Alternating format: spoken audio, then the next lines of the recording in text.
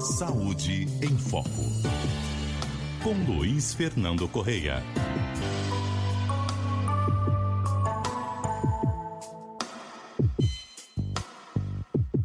Doutor Luiz Fernando Correia, bom dia.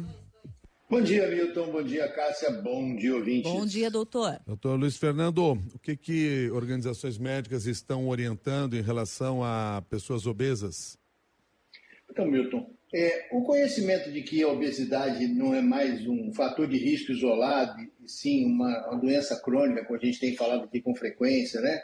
Ligada diretamente, por exemplo, às doenças cardiovasculares, fazia com que fosse necessário que tenha uma abordagem sistematizada disso. E aí, algumas sociedades médicas, no caso, a Associação Brasileira para o Estudo da Obesidade, da Síndrome Metabólica, ABESO, Sociedade Brasileira de Cardiologia, Sociedade Brasileira de Endocrinologia e Metabologia, Sociedade Brasileira de Diabetes e a Academia Brasileira do Sono, lançaram no Congresso Brasileiro de Cardiologia em São Paulo no fim de semana, um documento que organiza um pouco e tenta sistematizar a abordagem do risco cardiovascular de uma pessoa adulta com sobrepeso e obesidade, né? É a utilização de uma plataforma, uma ferramenta de cálculo, que é o Score Prevent. É uma ferramenta de cálculo validada internacionalmente, foi desenvolvida pela Associação Americana do Coração, American Heart Association, e estima a probabilidade de infarto, acidente vascular cerebral e insuficiência cardíaca nos próximos 10 anos a seguir disso. E aí os pacientes podem ser avaliados e classificados em risco baixo, moderado ou alto para esses eventos. Isso sinaliza para o médico e para o profissional de saúde em geral o tipo e a intensidade do tratamento que esse paciente vai necessitar.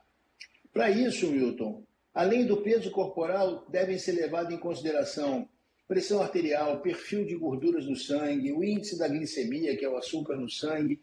E vamos lembrar, gente, nós estamos falando de uma doença, a obesidade, que afeta pelo menos 1 bilhão de pessoas no mundo e cerca de 30% da população brasileira.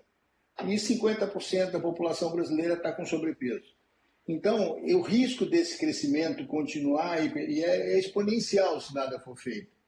Então, é muito importante que pessoas entre 30 e 79 anos que tenham sido diagnosticadas com sobrepeso ou obesidade tenham o seu score de risco cardiovascular avaliado pelo seu médico.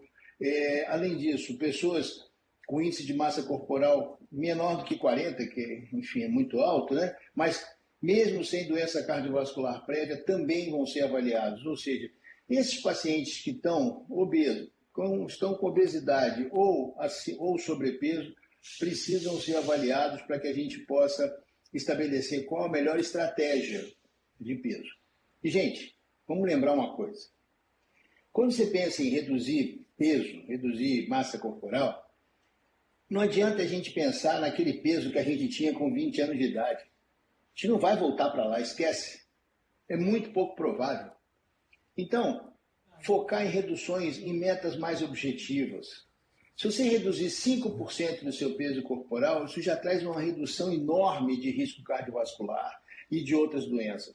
Se chegar a 10%, já é a meta ideal para quem está em risco alto e moderado, que você já diminui o risco dessas ocorrências, principalmente as cardiovasculares, né, o AVC e o infarto, e também, se ainda não existe, o aparecimento do diabetes, Milton.